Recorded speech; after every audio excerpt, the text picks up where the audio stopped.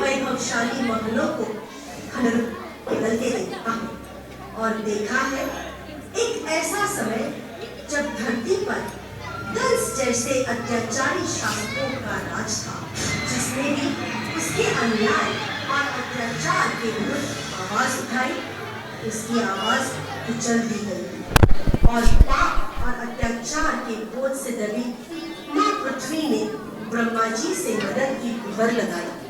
समस्त देवगणों के साथ ब्रह्मा जी पहुंचे वैकुंठ भगवान विष्णु की शरण में। उन्होंने विष्णु जी से प्रार्थना की कि वे पृथ्वी पर अवतरित हो और उन्हें पाप के इस बोझ से मुक्ति दिलाए। श्री कृष्ण ने ब्रह्मा जी की प्रार्थना सुनते हुए कहा, मेरे प्रिय भक्तों, मैंने तुम्हारी प्रार्थना सुनी। संसार में सत्य और धर्म की रक्षा करने और दुष्टों का नाश करने मैं धरती पर शीघ्र ही अवतरित होऊंगा।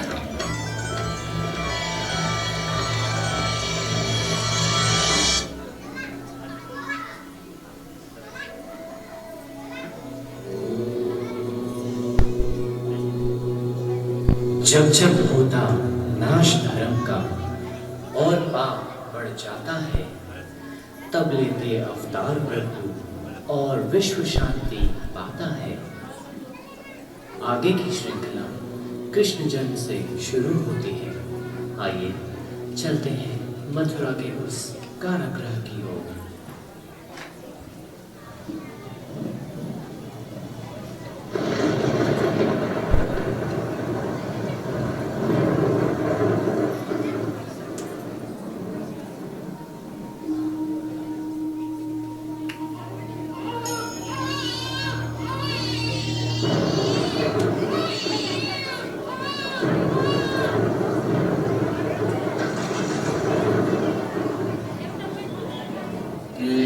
पक्ष की अष्टमी अर्धरात्रि बुधवार, कारागृह में कंस के भयो कृष्ण अवतार, भयो कृष्ण अवतार। हे वसुदेव, यह बालक मानव जाति का उज्ज्वल भविष्य है। इसे यमुना पार अपने मित्र नंद राय के यहाँ छोड़ा।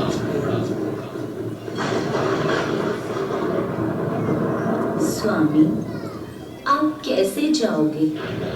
इन हथकड़ियों और पहरेदारों का क्या करोगे? देवी, मैं कौन होता हूँ कुछ करने वाला? जिसने ये कहा है अपने आप देखिए।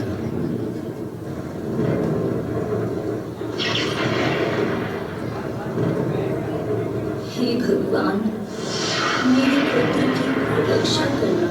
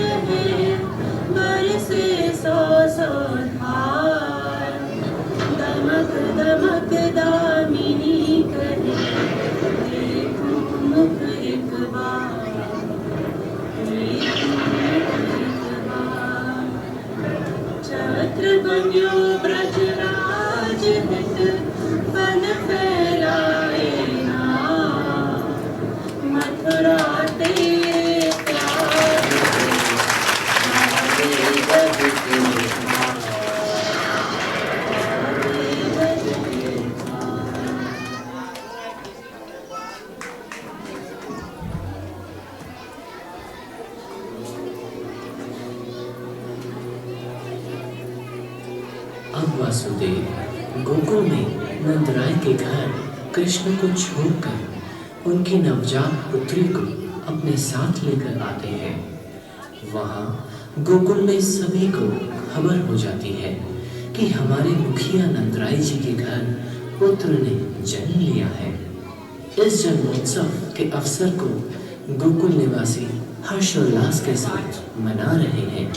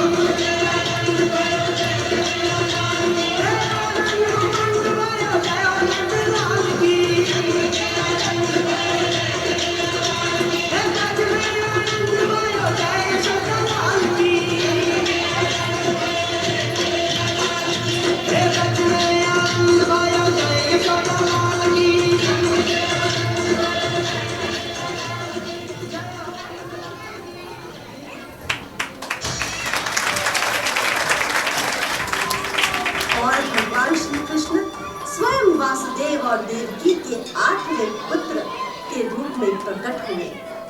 कृष्ण ने गोकुल में अत्यंत मनोहर लीलाएं की। उन्हीं लीलाओं के मध्य में कंस द्वारा भेजे गए भयानक राक्षसों को कृष्ण ने अत्यंत सहजता पूर्वक वध कर दिया। राक्षसों के पराजित होने से कंस का क्रोध और उसकी उत्तेजना बढ़ती ही जा रही थी और वे प्रतिदिन उग्र होते जा रहा था। ऐसे ही कृष्ण की इन मनोहर लीलाओं का दर्शन आज हम इस नाटक द्वारा प्रस्तुत करेंगे।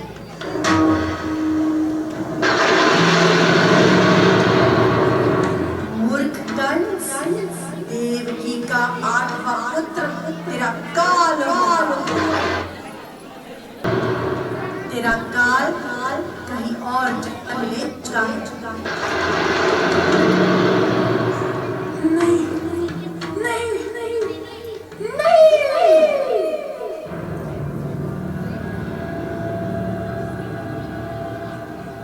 मेरा काल कहाँ है? मेरा काल कहाँ छिपा है? सामने क्यों नहीं आता? महाराज, वह केवल एक बालक है। उसके पीछे अब इस अवस्था में पहुंच गए हैं, यह देखकर हमें बहुत पीड़ा होती है। पीड़ा होती है तो कुछ करते क्यों नहीं? कौन सी मायावी शक्ति है जो उसकी रक्षा कर रही है? कौन है जो कंस से शत्रुता लेना चाहता है? वो कौन है जिसे अपने प्राणों का भय नहीं? क्षमा कीजिए महाराज, भयभीत तो आप दिख रहे हैं। महाबली कंस को यह भय शोभा नहीं देता। हाँ, मैं भयभीत हूँ। कैसी विडंबना है कि कंस एक बालक से डर रहा है। एक बच्चे की खोज में 10 वर्ष बीत गए, परंतु अब तक कोई संकेत नहीं। 10 वर्ष? क्या कंस 10,000, 10 लाख, 10 कोटि वर्ष तक भी खोजते रहो तो भी यह बालक नहीं मिलेगा, यदि वह स्वयं तुमसे न मिलना चाहे। यदि आप इस बालक के बारे में इतना कुछ जानते हो तो ये भी जानते होगे कि वो कहाँ है। हाँ, उसके इच्छा से ही जानता, और उसके इच्छा से तेरा भी जानने का समय आ गया है। कंस, तेरा काल, वासुदेव और देवकी का 8वां पुत्र कृष्ण वृंदावन में नंद और यशोदा के यहाँ अपने भाई बलराम के साथ पल रहा है।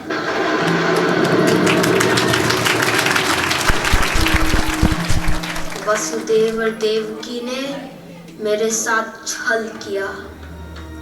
अक्रूर जी, अब तो मैं मेरे प्यारे भांजे के बिना रह नहीं सकता।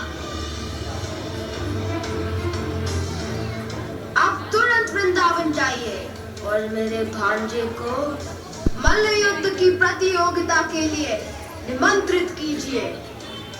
मैं अपने भय पे विजय अवश्य पाऊंगा। मेरा काल जहां भी होगा, मैं उसका सर्वनाश कर दूंगा। सर्वनाश कर दूंगा। सर्वनाश कर दूंगा।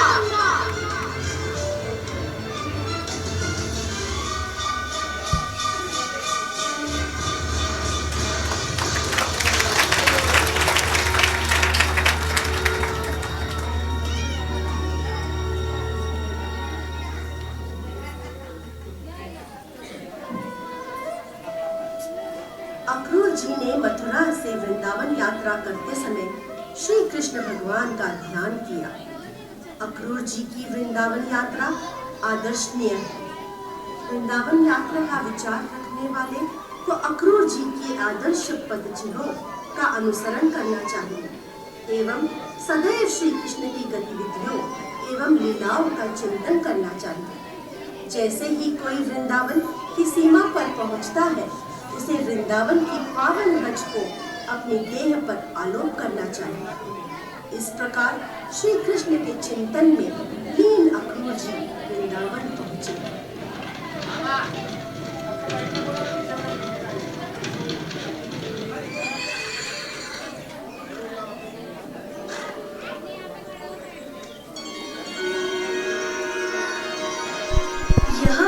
यह तो कृष्ण के दिव्य चरण कमल है। यह चरण कमल तो तीनों लोकों में पूजे जाते हैं। यह किन पुण्यों के कारण मुझे श्री कृष्ण और बलराम के आज दर्शन प्राप्त होंगे। श्री भगवान अब एक साधारण मानव के रूप में अवतरित हुए हैं और यह मेरा परम सौभाग्य है कि मैं आज उनके दर्शन प्राप्त करूंगा।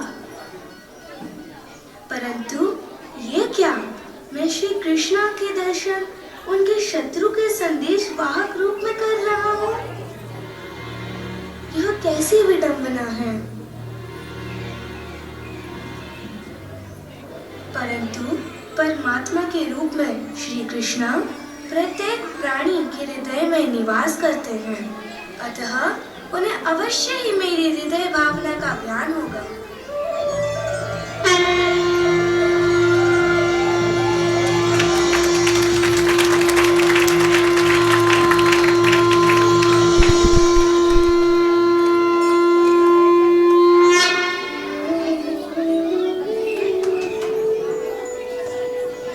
तुम्हें देखने के लिए मैंने जीवन भर प्रतीक्षा की है और आज तुम सामने हो, फिर भी विश्वास नहीं होता।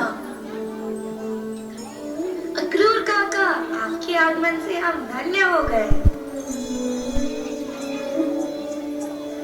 अक्रूर काका, आप और सभी लोग कुशल मंगल तो है। मेरे प्रिय काका, कृपया अपने वृंदावन आने का कारण बताएं। कृष्णा कंस एक अत्याचारी शासक है। उसने राज धर्म को ताक में रख दिया है और अपने राक्षस साथी के साथ मथुरा में शासन कर रहा है। महाराज उग्रसेन को बंदी बनाकर उसने अपने आप को चक्रवर्ती घोषित कर दिया है और तुम्हारे माता पिता के साथ उसने बहुत अन्याय किया है। तुम्हें मारने के लिए तुम्हारे 6 सखे भाइयों की निर्मम हत्या की है। उसे बताने के लिए ना मेरे पास शब्द है ना साहस। मेरे माता पिता की मुक्ति और कंस की मृत्यु का समय आ गया है। कृष्णा, कंस ने एक राष्ट्रमल युद्ध प्रतियोगिता का आयोजन किया है, जिसमें उसने तुम्हें भी निमंत्रित किया है। वह सबके सामने तुम्हारा वध करना चाहता है।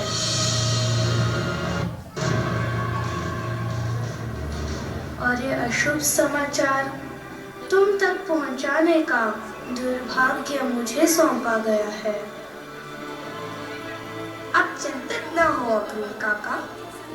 क्या कृष्णा, हम तो बहुत उत्सुक थे अपने मामा श्री से मिलने के लिए।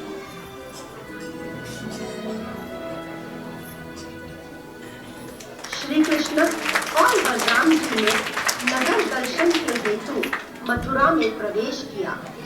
मथुरा मानो स्वर्ण नगरी थी।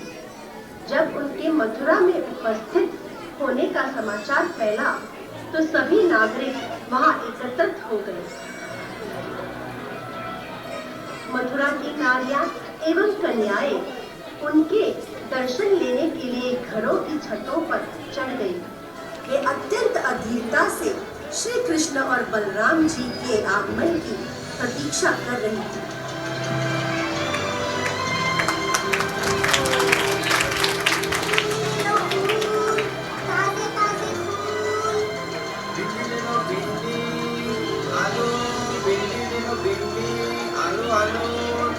अरे वो देखो, कितने सुंदर बालक जा रहे हैं।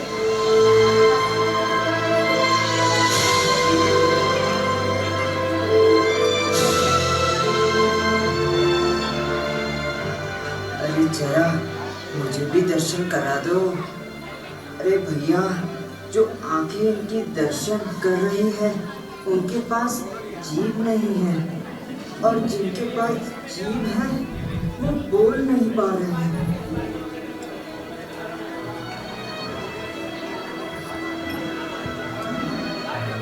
अरे अरे जाने दो, बाजू हटो। अरे अरे अरे अरे मुझे जाने दो। हे प्रभु, मैं आपका कब से इंतजार कर रहा था। मेरे किस पाप के कारण मुझे ये जीव दिया गया है कि रिक्ता कमाने के कारण प्रतिदिन फूलों की माला बनाकर उस पापी कंस के गले में डालना पड़ रहा है। पर अब मेरे पाप कर्म समाप्त हो गए प्रभु, कि मुझे जगत के पालनहार के गले में माला डालने का अवसर मिल रहा है। मेरा जन्म सफल हो गया प्रभु, सफल हो गया। उठिए उठिए, हम आपकी भक्ति से बहुत प्रसन्न हुए। आज से हम केवल आपके हाथों से बनाए पुष्पमाला को पहना करेंगे, ये हमारा वचन है।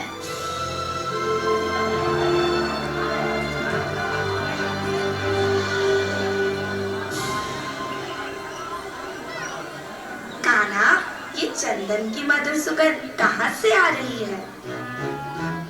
कहीं ये खुपड़ी से तो नहीं आ रही? चलो जाकर देखते हैं।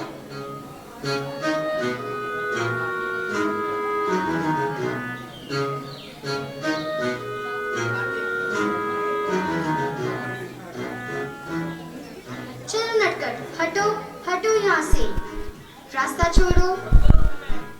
कैसे छोड़े? तुम्हारे इस दलिया से तो बहुत मधुर सुगंध आ रही है। क्या छुपा रखा है इसमें? ये तुम्हारे काम का नहीं है, ये मैं महाराज के लिए लेके जा रही हूँ। अरे सुंदरी, अरे सुंदरी, सुनो। मैं?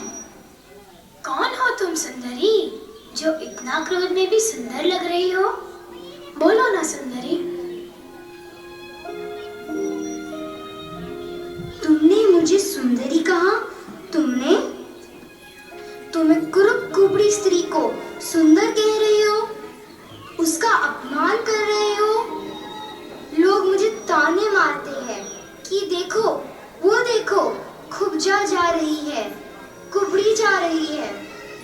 परंतु इतना क्रूर अपमान किसी ने नहीं किया। जो तुमने सुंदरी कह के किया।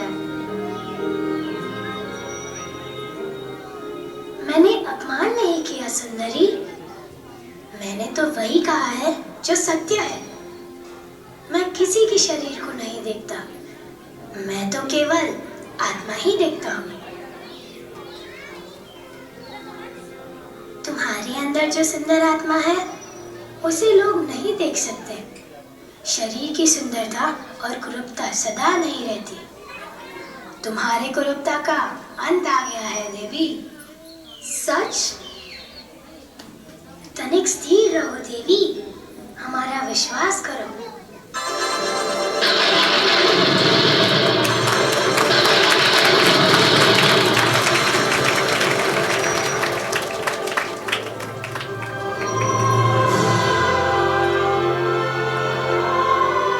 अरे ये तो चमत्कार हो गया। अरे ये कुबड़ी सुंदर स्त्री बन गई। जी चाहता है कि मैं अपने हाथों से तुम्हारे शरीर पे चंदन का लेप लगाऊं। हे प्रभु, आप तो सारे जगत की प्यास हो। पशु पक्षी देवी देवता सब आपको ही ढूंढ रहे हैं, क्योंकि सिर्फ आप ही शाश्वत प्रेम और परम आनंद दे सकते हो। इस जगत में धन, पद, पदवी तो मिल जाती है, पर यह अलौकिक आनंद और निस्वार्थ प्रेम सिर्फ आपके ही संग में है, जो आज आपकी कृपा से मुझे प्राप्त हो गई।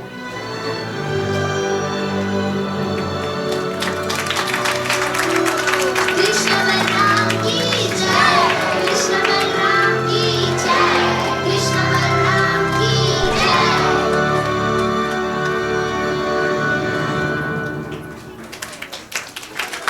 इस तरह उपस्थित जन समुदाय ने श्री कृष्ण और बलराम के बल का प्रदर्शन देखा।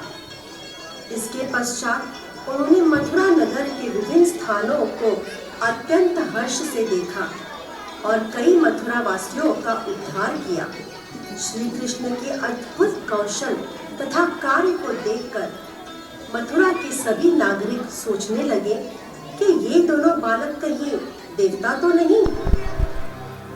दूसरी ओर जब कंस को श्री कृष्ण द्वारा उस अद्भुत धनुष का भंग तथा रक्षकों और सैनिकों के वध का महत्व समझ में आया, तब उसे अनुभव हुआ कि देवकी के 8वें पुत्र का आगमन हो चुका है और अब उसकी मृत्यु निकट है।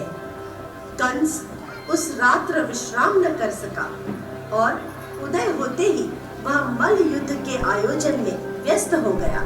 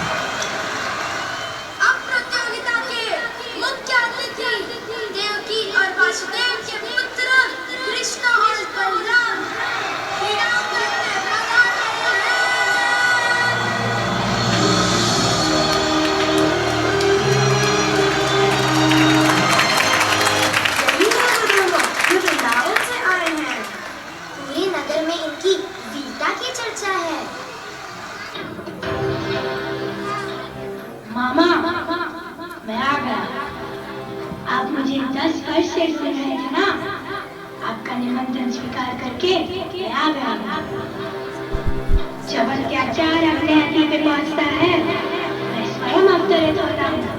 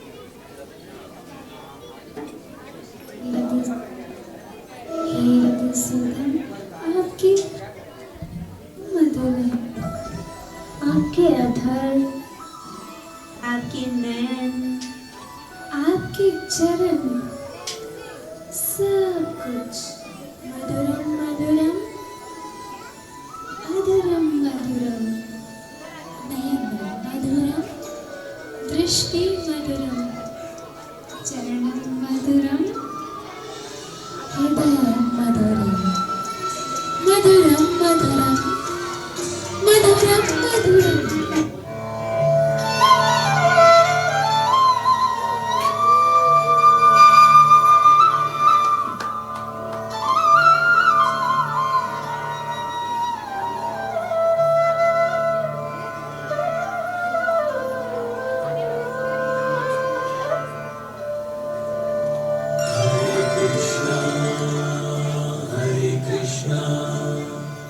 Krishna Krishna